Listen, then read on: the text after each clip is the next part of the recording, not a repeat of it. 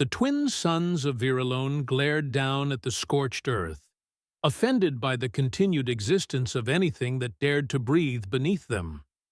On this battlefield, which looked less like a city and more like a junkyard auditioning for the apocalypse, Queen Loreska of House Nocturne closed her eyes to die. Her empire had folded like a cheap hover chair, her people scattered, and her regal ears were burnt. It is a universal truth that even the mightiest fall, usually in the most inconvenient ways possible. But death, it seemed, had a scheduling conflict. Instead of the void, Loreska found Jace Renaer. He wasn't a ghostly ancestor. He was a sweaty human ex-infantryman with a bandage in his teeth and a survival instinct fueled by caffeine and spite. "Don't hold it against me," he muttered, tightening a bandage around her royal ribs. He refused to let her die, dragging her into the shelter of a derelict skimmer because, as he put it, she was too heavy to carry back as a corpse. In the quiet of the wreckage, amidst the sputtering of a coffee machine that sounded like it was dying of bronchitis, a strange alliance formed. Jace mocked everything to stay sane. Loreska, stripped of her throne, found his earthy warmth oddly comforting. They were two peas in a very unstable pod, deciding to wing it, a human military term for making it up as you go and praying you don't explode. A synthetic pulse interrupted their fatalism. It vibrated through the wind, a signal not meant to be found, which naturally meant they had to find it.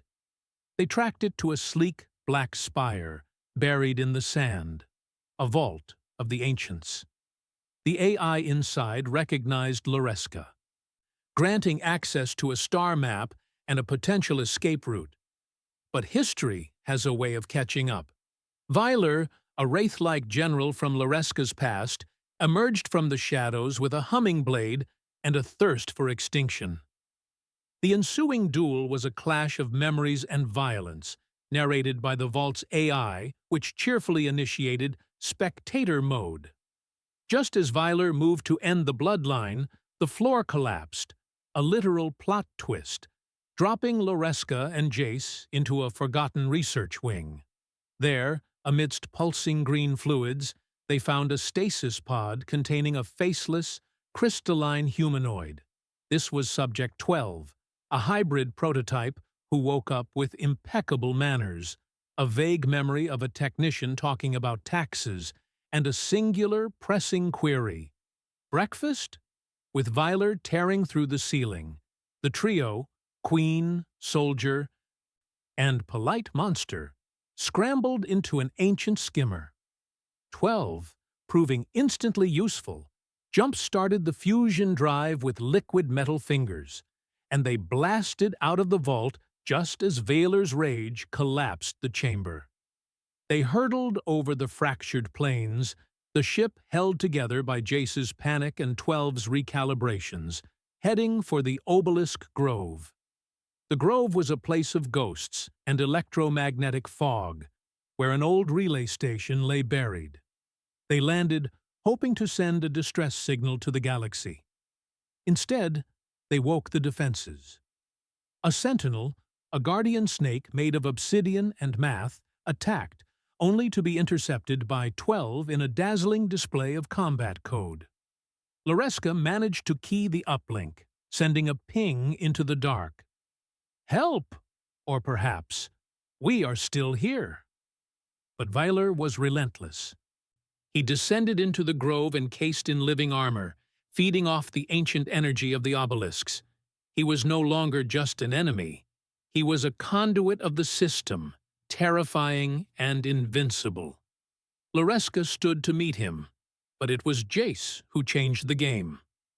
Armed with a maintenance spike and zero technical knowledge, Jace jammed the conduit, recklessly hacking the system's heart. He didn't just break it, he turned the grove into a mirror. The system reflected Vyler's power back at him, amplifying it until his armor cracked under the weight of his own hate.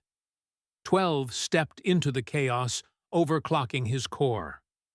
"You are outdated," the hybrid stated calmly, releasing a non-lethal burst of pure light that rewrote the battlefield. When the light faded, Valor was gone, burned out by the grove. The silence that followed wasn't empty. It was the breath between chapters. The signal had gone out. They were no longer alone. As the clouds parted, revealing a kinder light, Jace promised to find 12 that elusive breakfast. Loreska looked at her companions, a sarcastic soldier and a hungry machine, and realized she wasn't walking away from death anymore. For the first time in centuries, she was walking toward life.